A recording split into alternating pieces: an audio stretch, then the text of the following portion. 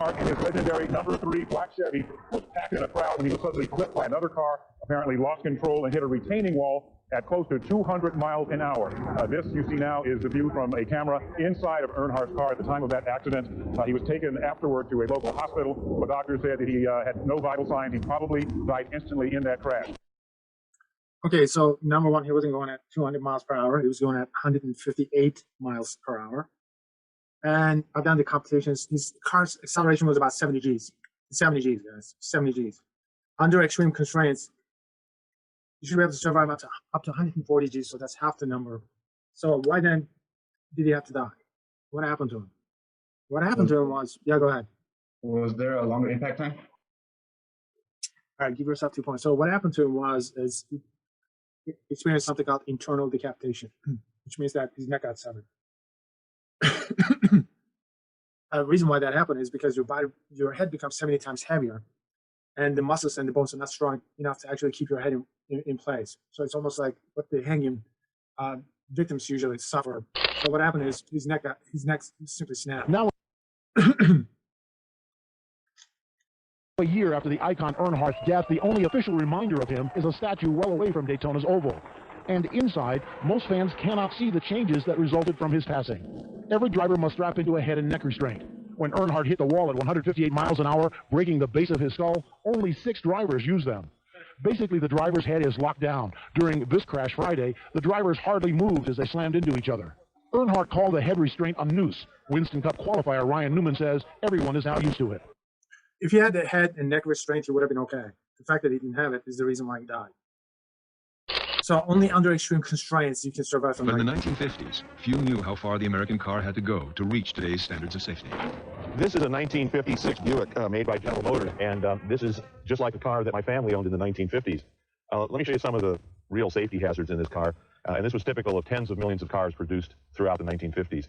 First of all, the steering column is just like a harpoon. It'll ram into your chest, and to further aggravate that problem, look at the knife-like blades of the steering wheel that also will serve to cut into your chest and your neck and your face in a frontal crash. Remember, the car had no seat belts, so invariably you're going to go forward in a frontal crash, and this was lethal. Also, the ignition switch, the key that goes into that, typically would slice into a driver's kneecap, would shatter the kneecap, but very lethal. Many other knobs and protrusions in the car would also punch holes in people in frontal crashes. This padded instrument panel at least was a token recognition that safety was important, but beneath the very thin padding was a rigid metal edge, and that would do the damage. So it was a feeble effort at best. The rear view mirror is another wonderful design of the 50s. In a frontal crash, you would go forward, break the mirror, leaving a rigid metal spike rigidly attached, and it would split your skull open and you'd die. The instrument panel also had a glove box door that would often pop open in a crash and serve as a guillotine, a knife-like edge that would slice into a child's neck. All of these features were found in just about all the cars of the 50s. The hazards were unintentional, the field of safety largely unexplored. Yeah, so the 1950s cars were not built with safety in mind. In fact, you don't have a lot of crushable materials on the inside. If you were to hit something inside the car, like the dashboard or whatnot, it would be almost like hitting concrete. It would be virtually 1920 and 1965. The auto fatality is important. Even if you were to wear a seatbelt, do you think it's going to help in these 1950s cars? Obviously not. Was in 1955, from the viewpoint of the other driver. The accident again, from Dean's viewpoint. The scientists say if Dean had been speeding, his car couldn't have ended up where it did. He was traveling, they say, at only 55 miles per hour. The other... All right, it's almost like the Princess Diana's accident. Cut across in front of Dean. Dean never stood a chance. In those cars, you don't stand a chance. 1950s cars, something like that, would not really survive. So what I'm saying is, why not make these cars indestructible and put the safety on the inside? This is ugly, Terminator bastard! This is Karen Boyd from OnStar. I got a signal your airbag went off. Should I send for an ambulance? Everything's fine. Send a police report to me. I'll contact him right away. So why not do that way, like a Batman did? You'll never learn. Put the safety on the inside. Why not do it that way? What do you guys think? It could fail to fire, right? Okay, I need a... Okay, give yourself 2 points for that one. I need a better explanation. He used airbags. Okay, so why not? Number one, what would happen if you were to have an indestructible car? What would happen to the acceleration of the car if the car is made indestructible? All right, so let's make the car indestructible.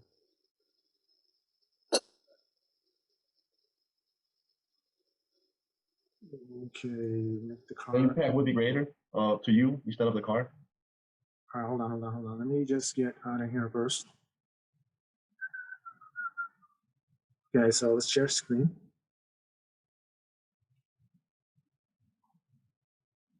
All right, so what would happen if your car is made indestructible? All right, so acceleration is changing velocity, so your velocity is going to go from initial to final within this time period. So that's your acceleration. So what would happen if your impact time, if you make the car indestructible, in essence, what's happening is your impact time is going to be very short. What that means is this time is going to go to 0. So any number divided by 0, what would you get? Undefined. It's going to be undefined. Okay, so why is it undefined? The reason why it's undefined is because number would be infinitely large. All right, so infinity is not something that you can define numerically, so that would be undefined. So if your car is made indestructible, your impact time would be infinitely small, almost. So your acceleration would be nearly infinitely large. So that's not survivable. So if that's the case, why is it that the car companies will not build indestructible cars? Obviously, it would not be survivable. I get that. So my question is, make the car itself indestructible and put the safety on the inside. All right, so what kind of safety am I talking about? I'm talking about airbags, for that sake. Put the airbags on the inside. So what will the airbags do for you? All right, so 0 impact time or near 0 impact time is going to give you nearly infinite acceleration. So I know it's not survivable. So why not put airbags? What will the airbag do for you? Number one, airbag is going to give you an impact time which is about a second long. Take a look at Princess Diana's accident. Change of velocity is 50 miles per hour. But then airbag, guys, that would have been very survivable. I mean, you're looking at 2 Gs. You're looking at 2 Gs. That's survivable. All right, but just with the seatbelts, it's about 22 Gs. And without anything, obviously, it's over 200 Gs. So if you don't have a seatbelt, if you have an airbag, forget it. You're on the Miraculous. But the problem is, when do you get to deploy Miraculously, the problem. All right, so the deployment time is But when do you get imagine the new wonder. Some even imagined it on airplanes. All right, that's kind of awkward. It almost looks like a Viagra commercial. All right, guys, the airbag needs to be deployed within the impact time. All right, normally, when you have a car, your impact time is going to be 10th of a second. So within that 10th of a second, you have to deploy the airbag. If you don't have an impact time, you don't have time to deploy the airbag. It's not going to happen. So you have to anticipate. You may have to have smart cars in the sense that cars which have artificial intelligent connected sensors, all right, and they should anticipate the impact and they should just deploy the airbag just before impact. What if their anticipation is wrong? And all of a sudden, out of nowhere, the airbags will deploy. As a result, what happens? You will pass out, you'll get into a car accident, and God knows what happens. Okay, so if you have an indestructible car, what you need for you to be able to survive something like that? The miracle. All right, you need to have deployed airbags. You have to actually get into the car. Where's the airbag? Okay, that's the only way it's going to work out. This one. All right, speaking of artificial intelligence-based sensors and that sort of stuff, okay, instead we have smart cars. Invention seemed ideal. Smart cars have very small crumple zones, okay? And the crumple zones are there. It's going to give you large enough impact time to deploy the airbag. And that's what they do. The smart cars. Whether or not the driver wore the seatbelt, the bag. All right, so the car companies will not build indestructible cars because if your car is indestructible, you're not going to have enough time to deploy the airbag. So that's what happens. Now, collision by collision. The side impact collisions are the deadliest. In fact, 1/3 of the deadliest accidents happen because of the side impact collision. I guess we're getting a lot of static because of the connection right now. But there's not much I could do to fix it. But when you guys are watching this, after it's edited, static is not going to be there for some reason. Your recording, it doesn't show up. When I'm transmitting it, you got this static. All right, so side impact collisions, collision by collision, the side impact collisions are the deadliest. A $22,000 Toyota Sienna minivan. This test represents the most deadly crash scenario on the road today. A side impact collision. Crash for crash, this is the most violent, the most likely to cause a fatality. As the head of the National Highway Traffic Safety Administration, Ricardo Martinez oversaw all the government's crash testing programs. And as a former emergency room doctor, Martinez has seen firsthand the deaths and injuries caused by side impact crashes in the real world. And he says, while those types of crashes occur less frequently than frontal crashes, side impact crashes are more severe, last year resulting in more than 10,000 deaths. You're talking about major chest injury, major abdominal injury, and unfortunately major pelvic fractures, all of which mean immobilization, heavy bleeding, loss of breathing, and a very fatal event. Last year, we showed you the result of the first ever government. All right, so side impact collisions tend to be the deadliest. So the question is why? Why are they so deadly? All right, part of the reason why they're so deadly, a big part of it is because you don't have much of a crumple zone on the side. All right, so smaller the crumple zone is, smaller the impact time becomes, and smaller impact time invariably translates into large accelerations.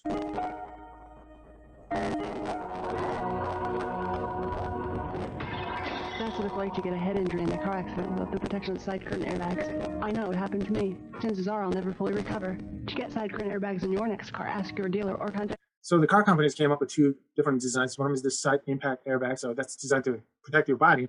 And the second one that they came up with is going to protect your head.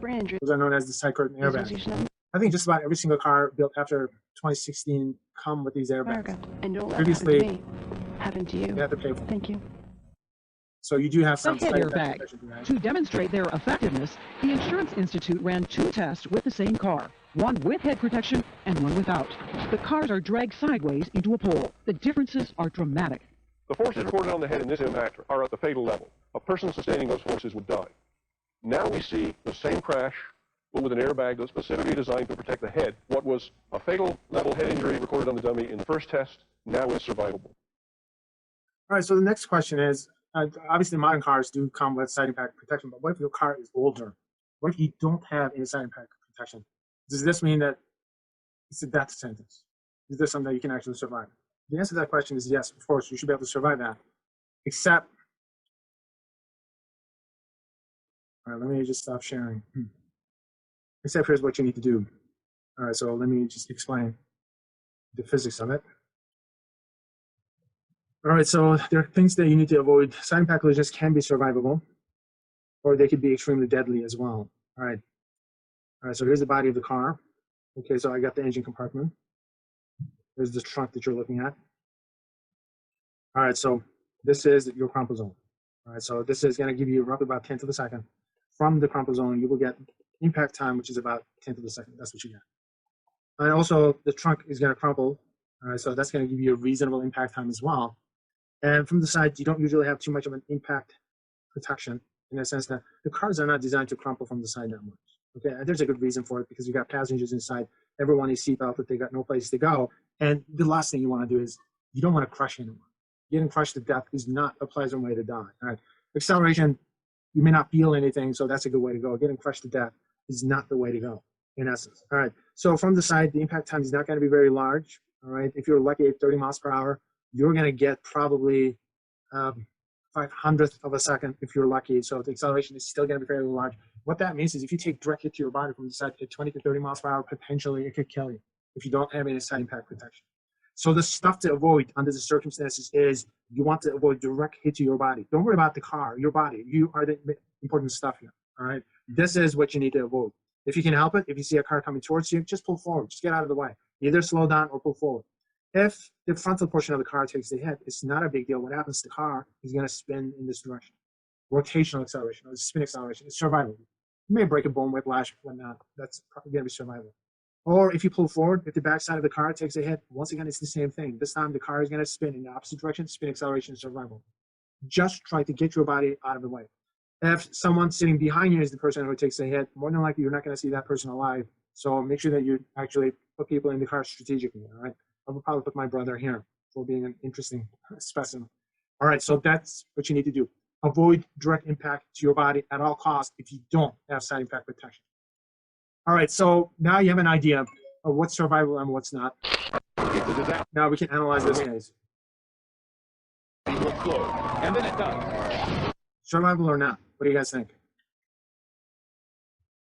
I think it's survivable because it is survivable. Number one, the person is not taking a direct. Believe it or not, guys, that's a fairly fast speed side impact. All right, the car ended up turning this way. Notice that the engine compartment took the hit, not the person inside. This is a serious accident. The innocent victim survived. Next thing I see the car coming, wonder why he's going, it's my turn, basically. The next thing I know, Someone's after me. Are these my glasses? Now on its last leg, a mangled truck piled into a parked 18-wheeler.